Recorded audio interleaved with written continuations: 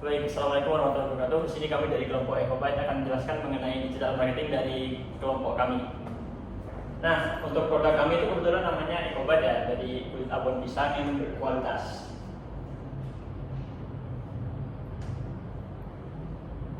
Untuk latar belakang dari kelompok ini atau produk ini itu yaitu mahasiswa itu butuh makanan yang praktis dan hemat. Lalu ada juga yang pengeluarannya itu mahasiswa 82% itu sekitar dikonsumsi. Lalu ada juga bagian banyak kos yang tidak memiliki kulkas.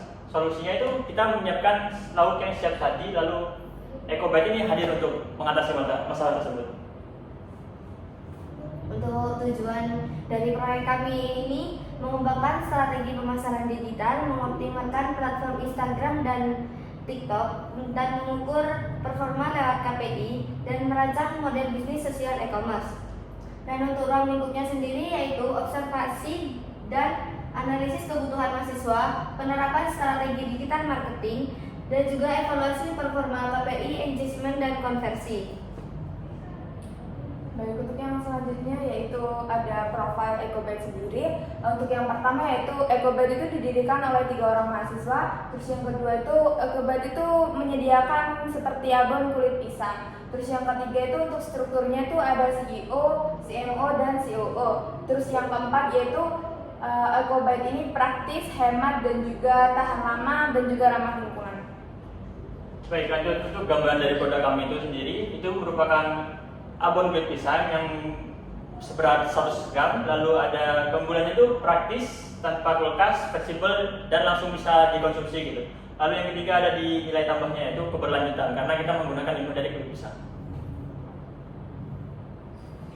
Untuk target pasar dan strategi pemasaran online itu dari target pasarnya kita untuk bagian demografis itu dari usia 18 sampai 25 tahun mahasiswa kos. Untuk psikografis suka makanan yang praktis dan harganya terjangkau, dan perilaku konsumennya konsumsi makanan ini cepat saji. Dan untuk strategi pemasaran online itu kami menggunakan platform Instagram dan TikTok. Dan untuk jenis kontennya ada edukasi, hiburan, promosi, testimoni. Untuk toolsnya IG Insight dan TikTok, analitik, Canva, Capture, dan WA Business. Untuk funnelnya yaitu awareness, consideration, dan conversion. Terus untuk rencana anggarannya itu yang pertama itu konten itu kita anggarannya yaitu 100.000, untuk internet itu 75.000, terus untuk kemasan itu 60.000, untuk bahan produksi itu 150.000, transportasi 50.000, ads opsional itu 50.000, jadi totalnya itu 485.000.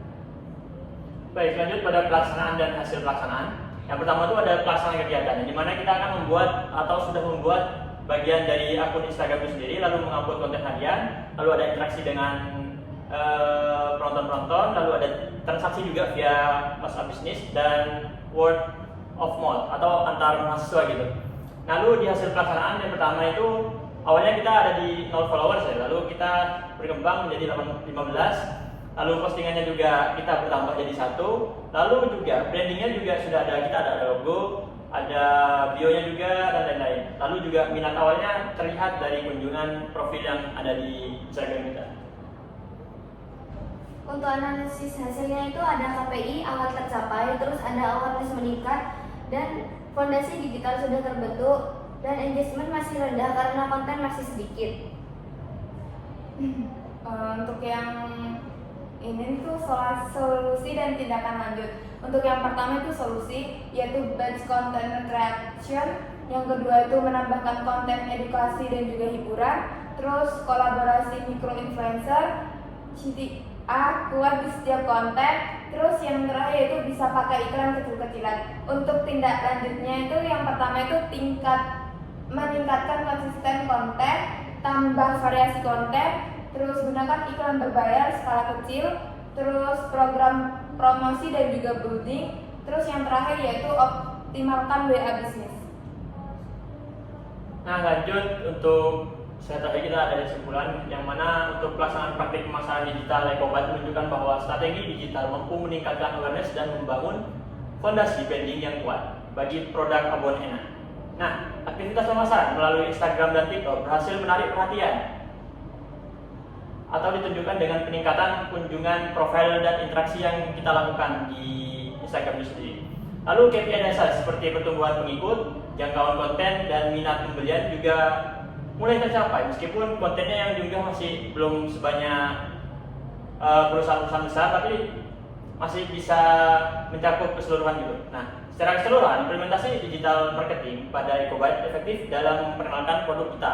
Yang mana produk kita kan untuk pemasarannya tuh fokus ke suatu bidangnya gitu. Jadi untuk pengembangan strategi yang lebih luas di tahap selanjutnya akan dipertimbangkan. Mungkin itu yang dapat kami sampaikan.